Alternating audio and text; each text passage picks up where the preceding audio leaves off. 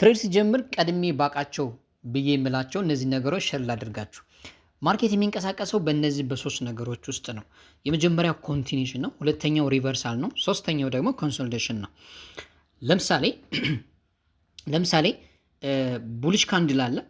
ያ ቀጣይ የሚከፍተው ካንድል በዊክ ወይም ደግሞ የላኛውን ዊክ በቦዲ የሚዘጋ ከሆነ ማርኬቱ ኮንቲኒዩሽን ነው ማለት ነው። ነገር ግን በዊክ የሚዘጋ ከሆነ ማርኬቱ ምን ሊያደርግ ነው ማለት ነው? ሪቨርሳል እያሳየን ነው ማለት ነው። ሶስተኛው ደግሞ ምንድነው? በሁለቱም በኩል ዊክ የሚዘጋ ከሆነ በሁለቱም በኩል ዊክ የሚፈጠር ከሆነ ይሄ ደግሞ ምን እያደረገ ነው ማለት ነው? ኮንሶሊዴሽን ውስጥ እየገባ ነው ማለት ነው። ይህንን በሃየር ታይም ፍሬም ብትጠቀሙት በጣም የተሻለ ይሆናል። እንደዚህ አይነት ትምህርቶችን እና ጠቃሚ የሆኑ ነገሮችን ለማግኘት ፒዲኤፎችን፣ መጽሐፎችን፣ የተለያዩ ነገሮችን ለማግኘት ደግሞ የቴሌግራም ግሩፓችንን ቻናላችንን ተቀላቀሉ። ሊንክ ባዮ ላይ አላችሁ።